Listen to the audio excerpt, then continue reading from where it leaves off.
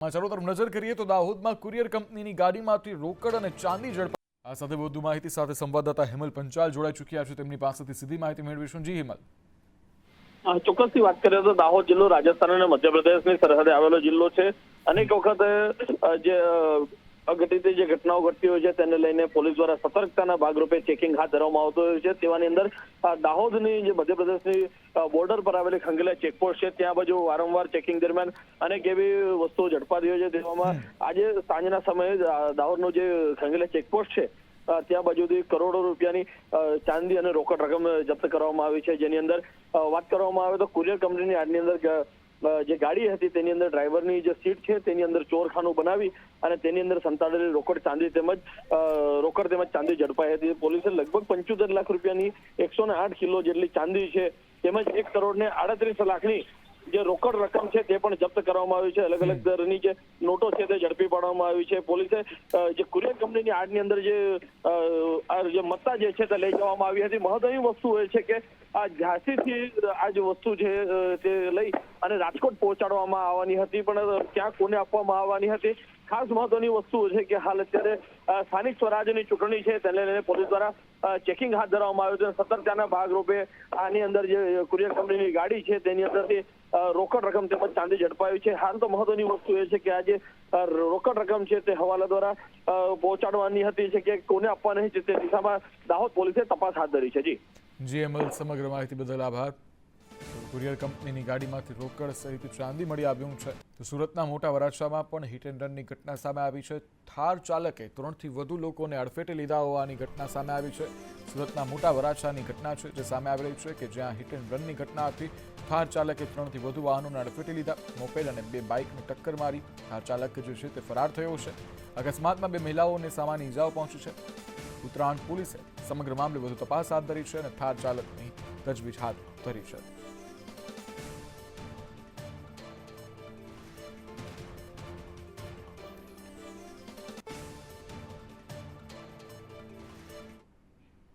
અકસ્માતની વણઝાર લાંબી છે ત્યારે અંજાર ગાંધીધામ હાઈવે ઉપર પણ મોટી દુર્ઘટના ટળી છે। અંજાર હાઈવે પર એલપીજી ટેન્કર પલટી ગયું છે। ટેન્કર પલટતા સદનસીબે જાનહાનિ ટળી છે। ફાયરની ટીમો ઘટના સ્થળે પહોંચી ગઈ અને અંજારથી ગાંધીધામ જતા નેશનલ હાઈવે પર આ અકસ્માત સર્જાયો હતો। દુર્ઘટના ટળી છે। જોકે અંજાર હાઈવે પર એલપીજી ટેન્કર પલટી જતા ટ્રાફિક જામ સર્જાયો હતો। જોકે ઘટનામાં સદનસીબે જાનહાનિ ટળી છે। બનાવને લઈ ટ્રાફિક પોલીસ તેમજ ફાયરની ટીમો પણ ઘટના સ્થળે પહોંચી ચૂકી હતી અને ટેન્કરને હાઈવેથી દૂર કરવાની કામગીરી પણ હાથ ધરવામાં આવી હતી।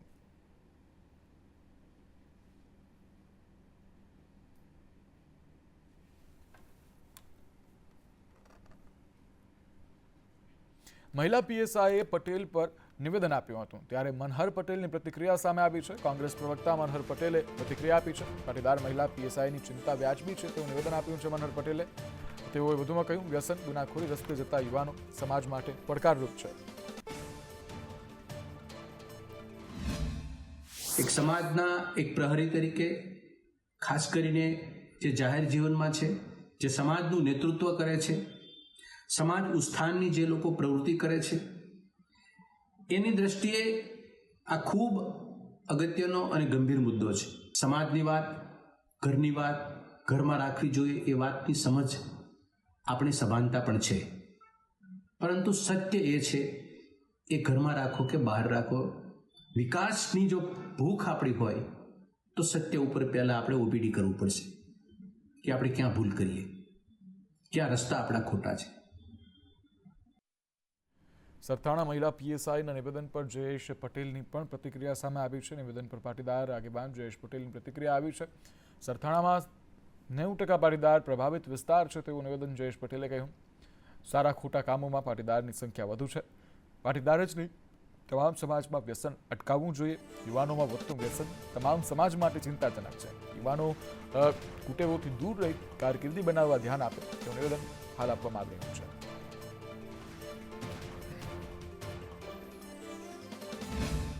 બેનની જે વાત છે એ વાત સાથે હું એ પણ બાબતથી સંમત છું કે આજના યુવાનો, ન માત્ર પાટીદાર સમાજ, તમામ સમાજના યુવાનો જે પ્રમાણે વ્યસનના રવાડે ચડી રહ્યા છે, જે પ્રમાણે અન્ય કુટેવો પણ એમાં વિસરતી જાય છે, આ કુટેવો હોય કે વ્યસન હોય, આ બધી બાબતોથી યુવાનોને દૂર રાખવા માટે પણ સમાજે એક પહેલ કરવી પડશે. સમાજના વડીલો હોય, સમાજના યુવા આગેવાનો હોય, આ તમામ આગેવાનોએ પણ આગળ આવવું પડશે અને યુવાનોએ પોતે પણ સમજવું પડશે કે આ વ્યસન જે છે એ ભવિષ્ય માટે ખૂબ ખતરનાક સાબિત થનારું બની રહેશે. જેથી કારણે વ્યસન, અન્ય કુટેવો આ બધાથી દૂર રહીને પોતાની સારી કારકિર્દી બનાવવામાં અત્યારે પોતાનો સમય આપે એવી તમામ યુવાનોને હું આ તકે અપીલ કરું છું.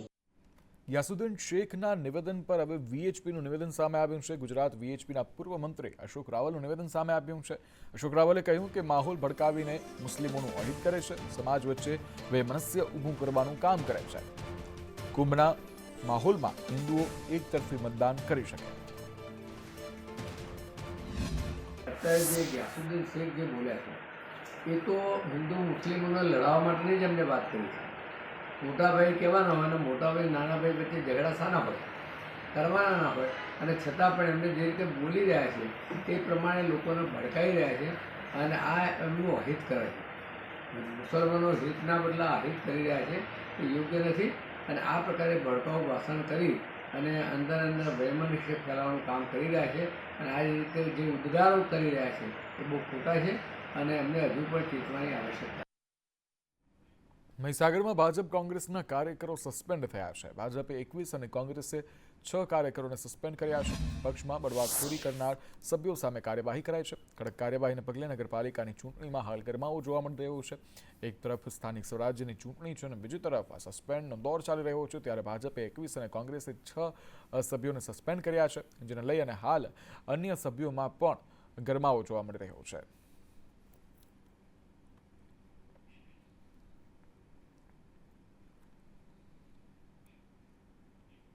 બોરસદ એપીએમસી ચૂંટણીમાં ભાજપે સપાટો બોલાવ્યો છે. આઝાદી બાદ પ્રથમ વખત એપીએમસીમાં ભાજપને સત્તા મળી છે. ભાજપ પ્રેરિત ખેડૂત પેનલનો જ્વલંત વિજય થયો છે. કોંગ્રેસના પૂર્વ એમએલએ રાજેન્દ્રસિંહ પરમારનો પરાજય થયો છે. કોંગ્રેસના નેતા નટવરસિંહ મહિડા પણ ચૂંટણી હાર્યા છે.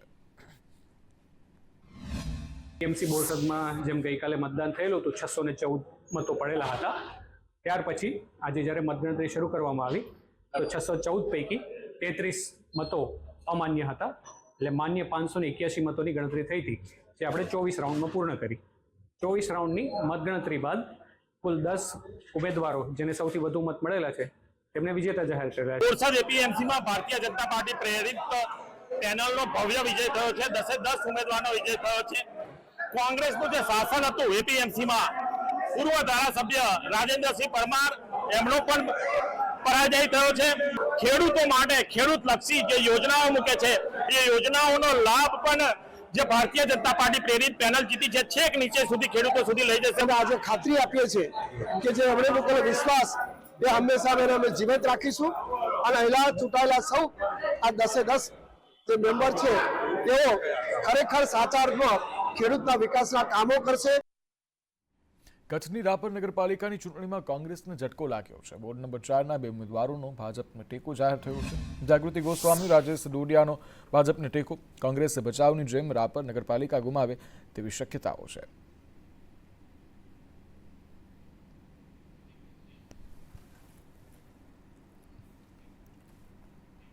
ભરૂચના આમોદ બીજેપી તાલુકા પ્રમુખ પર કોંગ્રેસે આચારસંહિતા ભંગનો આક્ષેપ કર્યો છે. આમોદ તાલુકા કોંગ્રેસ પ્રમુખ નરેન્દ્ર પટેલ તેમજ કાર્યકર્તાઓએ ચૂંટણી અધિકારી, મામલતદાર અને તાલુકા વિકાસ અધિકારીને લેખિતમાં રજૂઆત કરી છે, જેમાં તાલુકા પંચાયતના કર્મચારી દ્વારા આચારસંહિતા હોવા છતાં ભાજપના તાલુકા પ્રમુખને આવાસ યોજનાની સનદની કોપી કાઢી તેનું વિતરણ કરવામાં આવ્યું છે. કોંગ્રેસે પણ યોગ્ય કાર્યવાહી ન થાય તો ઓફિસની બહાર ધરણા પ્રદર્શન કરીશુંની ચીમકી ઉચ્ચારી છે. તો બીજી તરફ સાંસદ મનસુખ વસાવાએ કહ્યું કે કોંગ્રેસ હારી રહી છે એટલે ખોટા આક્ષેપ કરે છે. ભાજપ તાલુકા પ્રમુખ દીપકભાઈ ચૌહાણ તે તાલુકા પંચાયતમાંથી સનદની નકલો લઈને આમોદ તાલુકાના મગરોળ ગામે લોકોને મતદારોને પ્રભાવિત કરવા માટે તથા પ્રલોભન આપવા માટે ગયા છે. તેનો અમે સખત વિરોધ કરીએ છીએ તથા પ્રશાસનને અમારે કહેવું એવું છે કે જો કર્મચારી તથા પ્રમુખશ્રી સામે પગલાં નહીં ભરો તો અમે જલદ આંદોલન કરીશું. આ વાત ખોટી છે. આજે હારવાના છે, આમ આદમી પાર્ટીના હોય કે કોંગ્રેસના લોકો હારવાના છે ને હાર એમને નથી દેખાય, ક્લિયર દેખાય છે હાર. તે બેબાકડા થઈ ગયા છે, અકળામણ એમને છે એટલે ખોટો આક્ષેપ કરે છે.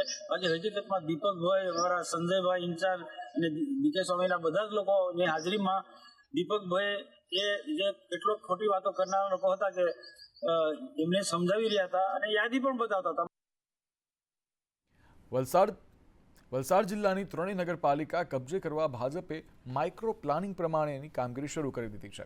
પદયાત્રા, ગ્રુપ મીટિંગ અને ડોર ટુ ડોર કેમ્પેન સાથે રાત્રિ બેઠકોનું ધમધમાટ ચાલી રહ્યું છે, જેમાં વિસ્તારના સાંસદ ધવલ પટેલ, ધરમપુરના ધારાસભ્ય અરવિંદ ભાજપનો જોરશોરથી પ્રચાર કરી રહ્યા છે. મહત્વનું છે કે ભાજપે મતદાન પહેલા જ 8 બેઠકો 2 નગરપાલિકામાં બિનહરીફ જીતી લીધી છે.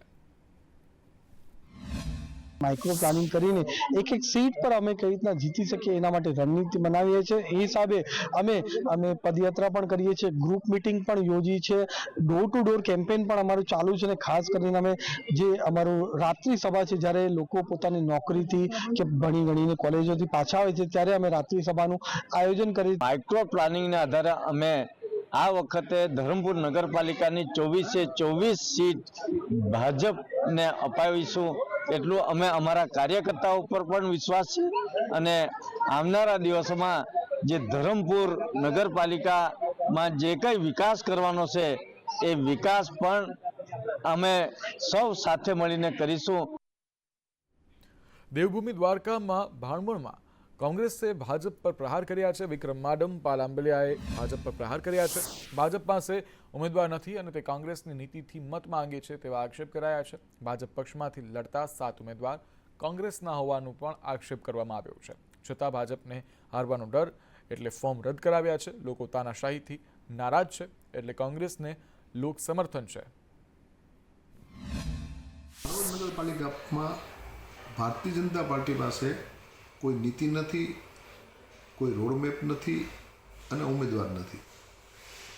એ ઉમેદવાર કોંગ્રેસના લઈ જાય છે, કોંગ્રેસની નીતિનો પ્રચાર કરે છે, કોંગ્રેસની નીતિ ઉપર હાલવાની વાત કરે છે, પણ ભ્રષ્ટાચારમાં લીન ભારતીય જનતા પાર્ટી છે એ કોઈ દિવસ આ ભાણવડ શહેરનું ભલું કરી શકે એમ નથી.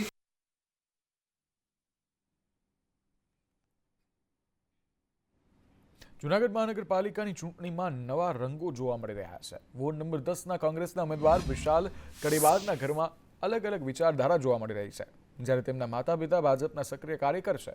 જૂનાગઢ મનપાની 60 બેઠકો માટે રાજકીય પક્ષો દ્વારા પ્રચાર પ્રસારની કામગીરી પૂરજોશમાં ચાલી રહી છે અને નેતાઓ દ્વારા આક્ષેપ પ્રતિ આક્ષેપો વચ્ચે શહેરમાં એક જ પરિવારમાં બંને પક્ષોની વિચારધારા જોવા મળી રહી છે. પ્રજાના પ્રશ્નોને લઈને વિશાલ કડીવાર કોંગ્રેસમાંથી ઉમેદવારી કરી છે. ત્યારે સંતાન ચૂંટણી લડતા હોય તો માતા પિતા પોતાના જ પુત્રના કે ભાજપના ઉમેદવારના પ્રચારમાં જતા નથી. એક વખત અમને ચાન્સ આપો, પરિવર્તન કંઈક માગશે પ્રજા, કેમ કે આ લોકોએ તો કાડા જ કર્યા છે જુનાગઢમાં. એટલે હાલમાં અમે પ્રજાને એટલો વિશ્વાસ અપાવીએ છીએ કે અમારી બોડી આવશે એટલે અમે આ નિરાકરણ કરશું. મારા પરિવારમાંથી મારા ફાધર, મારા મધર બધા ભાજપમાં છે. હું કોંગ્રેસમાં 10 વર્ષથી કાર્યરત છું. પણ શું છે કે પ્રજાના પ્રશ્ન લઈને તો આપણે સામે થોડું બોલવું જ પડશે, તો જ આ પ્રજાના પ્રશ્ન હલ થશે. વડોદરાની કરજણ નગરપાલિકાની ચૂંટણીમાં પણ ગરમાવો જોવા મળી રહ્યો છે. ડેડિયાપાડાના એમએલએ ચૈત્ર વસાવાનો ભાજપ જવાબ સામે આવ્યો છે. ઈંટનો જવાબ પત્રથી આપવાની ચેતવણી આપી છે. ચૂંટણી પંચને ફરિયાદ કરી કાર્યવાહીની માંગ કરીશું તેવું પણ નિવેદન વસાવાએ આપ્યું છે. અમારા લોકોને નુકસાન થશે તો હાઈવે બંધ કરાવીશું, આ ચીમકી ઉચ્ચારવામાં આવી છે. ત્યારે જિલ્લા ભાજપ પ્રમુખ સતીશ નિશાળિયાએ ધમકી આપી હતી. દગો કર્યો તો મકાન તોડવાની ધમકી આપવામાં આવી હતી. ત્યારે ચૈત્ર વસાવાએ સામે જવાબ આપ્યો છે. ત્યારે ભારતીય જનતા પાર્ટીના નેતાઓ સામે કાયદેસરની ચૂંટણી પંચ દ્વારા કાર્યવાહી કરવામાં આવે એ માંગ કરીએ છીએ. સાથે સાથે એ લોકોને કહેવા માંગીએ છીએ, આ મતદાતાઓ છે, અમારો પરિવાર છે. અમારા લોકોને આવા ઝૂંપડા તોડવાની જે ધમકીઓ આપવામાં આવી છે ત્યારે અમે અમારા લોકો સાથે છે, અમારા આગેવાનો, અમારા ઉમેદવારો એમની સાથે છે. જ્યારે પણ અમારા લોકો સાથે આવી હેરાનગતિ થશે ત્યારે માત્ર કરજણ નહીં પણ નેશનલ હાઈવે પર પણ અમે બંધ કરવાનું ફરજ પડશે. અમે બંધ કરીશું. ભાવનગરમાં નગરપાલિકાની ચૂંટણી પ્રચારમાં કેન્દ્રીય મંત્રી જોવા મળ્યા. સિહોરમાં ચૂંટણી પ્રચારમાં મનસુખ માંડવિયા પહોંચ્યા. સિહોરમાં કાર્યકર્તાઓને સંબોધન કર્યું. માંડવિયાએ કહ્યું કે કેજરીવાલે લાલચ આપી સત્તા મેળવી છે. રાજીવ ગાંધી 21મી સદીનું સપનું જોતા હતા.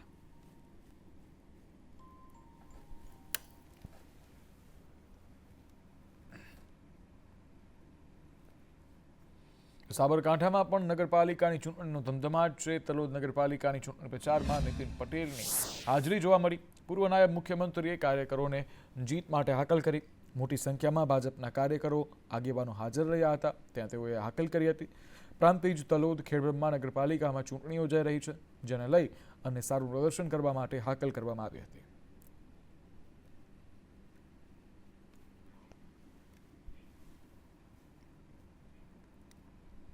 હળવદ નગરપાલિકાની ચૂંટણીને લઈ અને જિલ્લા કલેક્ટર કિરણ ઝવેરીએ બૂથોની સમીક્ષા કરી હતી. તેમની સાથે જિલ્લા પોલીસ વડા રાહુલ ત્રિપાઠી સહિત અધિકારીઓ જે છે તે શહેરના જુદા જુદા મતદાન મથકોની મુલાકાત લીધી હતી, જેમાં પાલિકાના 11 સંવેદનશીલ બૂથોની પણ સમીક્ષા કરવામાં આવી હતી. મહત્વનું છે કે નગરપાલિકાની ચૂંટણીમાં 28 બેઠકો માટે 70થી વધુ ઉમેદવારો ચૂંટણી લડી રહ્યા છે.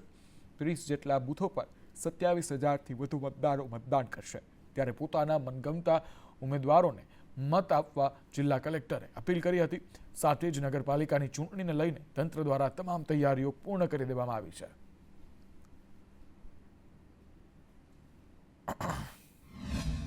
શાંતિમય વાતાવરણમાં 16 તારીખ સુધીમાં આ ચૂંટણી પૂરી કરે. હું હળવદના નગરજનોને વિનંતી કરીશ કે આપ સૌ મોટી માત્રામાં વોટ કરવા આવો, આપના મતાધિકારનો ઉપયોગ કરો. બાંગ્લાદેશીઓને ડિપોર્ટ કરવા મુદ્દે કોંગ્રેસની પ્રતિક્રિયા સામે આવી છે. કોંગ્રેસ પ્રવક્તા મનીષ દોશીએ પ્રતિક્રિયા આપી છે. મનીષ દોશીએ કહ્યું, બાંગ્લાદેશી ઘૂસણખોરોને મદદ કોણ કરે છે અને કોણે આ મદદ કરી છે? ઘૂસણખોરોના નામે વોટ માંગતી ભાજપ કાર્યવાહીમાં નિષ્ફળ રહી છે. ઘૂસણખોરોએ સરકારી ડોક્યુમેન્ટ બનાવ્યા હતા. તે એક ચિંતાજનક મુદ્દો છે. ત્યારે આરોપીઓને કયા અધિકારીએ મદદ કરી તેની તપાસ થાય.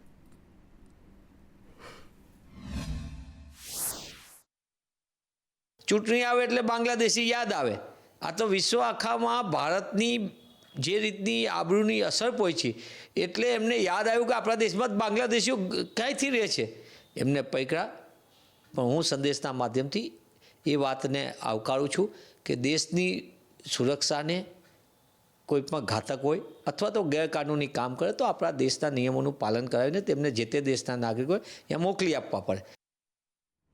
નડિયાદના પ્રસિદ્ધ સંતરામ મંદિરમાં 194માં સમાધિ મહોત્સવની ભવ્ય ઉજવણી કરવામાં આવી છે. મહાસુદ પૂનમ દિવસે મોટી સંખ્યામાં ભક્તજનો ઉમટી પડ્યા હતા. સંતરામ મંદિરના મહંત શ્રી રામદાસજી મહારાજ દ્વારા સાકર વર્ષા કરવામાં આવી હતી.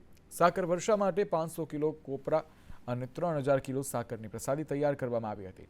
સાકર વર્ષાના પ્રસાદને લોકો ઝીલે છે અને તે પ્રસાદ આખું વર્ષ સાચવીને શુભ પ્રસંગોમાં ઉપયોગમાં લે છે. ઉત્સવની ઉજવણી મહારાજશ્રીની એ રીતની છે કે મહારાજશ્રી જ્યારે સમાધિ લીધી એ વખતે ઘણા બધા ભક્તોએ પ્રશ્ન કરેલો કે મહારાજશ્રી આપને તો અમે હંમેશા સમાધિમાં જ જોયેલા છે, તો આપ કઈ સમાધિની વાત કરો છો? ત્યારે મહારાજશ્રીએ કહેલું કે કોળિયું વાટ અને દિવેટ ભરીને તૈયાર રાખજો. જો એ આપમેળે વાટ પ્રગટી જાય તો સમજવું કે મેં સમાધિ લઈ લીધી, આ શરીરમાંથી પ્રાણ નીકળી ગયા છે. એટલે મહારાજશ્રીએ 3 વાર ઓમકારનાદ કરી અને જીવિત સમાધિ મહારાજશ્રીએ લીધી હતી. જે કહેવાય છે કે અત્યારે જે અખંડ જ્યોત મહારાજશ્રીની જે પ્રજ્વલિત છે એ અખંડ જ્યોત મહારાજશ્રીની બ્રહ્મરંધ્રમાંથી નીકળેલી અને એ જ્યોતિ જે દીવો અને કોળિયું તૈયાર રાખેલું છે વાટ એ પ્રગટાવી અને આકાશ માર્ગે ગઈ રહી એ જ્યોત. ત્યાર પછી એ જ પરિસરની અંદર સંતરામ મંદિર અત્યારે છે એ પરિસરની અંદર સાકરની વર્ષા થયેલી અને મહારાજશ્રીનો બહુ મોટો ઉત્સવ એ દિવસથી શરૂઆત થઈ છે. અત્યારે વડોદરાની MS યુનિવર્સિટીના પૂર્વ VC ડોક્ટર વિજય શ્રીવાસ્તવને પણ રોલા પાડવાનો શોખ હોય તેવું લાગી રહ્યું છે. કેમ કે વાઇસ ચાન્સેલરે પદેથી રાજીનામું આપનાર વિજય શ્રીવાસ્તવને ફળવાયેલ બંને કાર પર સાયરન લગાવેલી જોવા મળ્યા છે. હાલમાં બંને કાર ગેરેજમાં પાર્ક કરેલી જોવા મળી રહી છે. ઇન્ચાર્જ VC ધનેશ પટેલ આ કારનો ઉપયોગ કરતા નથી. નોંધનીય છે કે વિજય શ્રીવાસ્તવ સામે PIL થતાં તેઓએ રાજીનામું આપ્યું હતું. ગૃહ મંત્રાલય દ્વારા નિર્દેશ કરાયેલા વાહનો જ સાયરન લગાવી શકે, પરંતુ કેટલાક એવા અધિકારીઓ હોય છે કે તેમને પણ સાયરન લગાવીને શેખી મારવાનો શોખ હોય છે અને તેવા જ વડોદરાની વિશ્વવિખ્યાત MS યુનિવર્સિટીના વિવાદિત વીસી વિજય શ્રીવાસ્તવ કે જેઓને પણ ખૂબ જ શેખી મારવાનો શોખ હતો અને તેઓ પણ પોતાની જે કાર છે કે જે MS યુનિવર્સિટી તરફથી આપવામાં આવતી છે વીસીને, તે વીસીને ફાળવેલી કાર ઉપર સાયરન લગાવીને ફરતા હતા અને આ વીસી પાસે એક નહીં પરંતુ બે કાર હતી અને આ બંને કાર ઉપર સાયરન લગાવેલા જોવા મળી રહ્યા છે। ત્યારે સવાલ એ થાય છે કે શું આ શૈક્ષણિક સંસ્થાના જે અધિકારીઓ હોય, વીસી લેવલના જે અધિકારીઓ હોય, તેમને શું સાયરન લગાવવાની છૂટછાટ મળેલી છે? આમ જોકે વર્તમાન જે વીસી છે MS યુનિવર્સિટીના ધનેશ પટેલ, તેઓ આ કારનો ઉપયોગ નથી કરતા, પોતાની પ્રાઇવેટ કાર લઈને આવે છે। ત્યારે શું પૂર્વ વીસી એટલા બધા રૂલાપાડોમાં વ્યસ્ત હતા કે તેમની બંને કાર પર સાયરન જોવા મળી રહ્યા છે? કેમેરા પર્સન નિકેશ ઓડન સાથે કુણાલ શર્મા, સંદેશ ન્યૂઝ, વડોદરા। અમદાવાદમાં જમાલપુરમાં મનપાના પ્લોટમાં દબાણ હોવાનું સામે આવ્યું છે। 893 પ્લોટ પૈકી 452 પ્લોટમાં પંચનામું કરાયું, મેપિંગ અધિકારીના નામ સહિત વિગતો અપાઈ। પ્લોટમાં દબાણ થશે તો હવે જવાબદારી અધિકારીની નક્કી થશે। કમલેશભાઈની એક રજૂઆત હતી કમિટીમાં કે જે આપણો જે બંદોબસ્ત માગવામાં આવે છે જેમાં ફેરફાર કરવા માટે અથવા તો ગેરકાયદેસર દબાણો દૂર કરવા માટે એમાં ઘણી વિસંગતતા રહેલી છે। એટલે આજે આપણે અધિકારીઓને સૂચના આપેલી છે કે હાઉસિંગ બોર્ડને જાણ કરે કે પ્રાયોરિટી જે પહેલાં જેની નોટિસ આપેલી હોય એની પ્રાયોરિટી પ્રમાણે તોડવાનું સૂચના આપી છે। એવું નહીં કે ભાઈ આજે આ રેન્ડમલી તોડવાનું એવું નહીં કરવાની ના પાડેલી છે।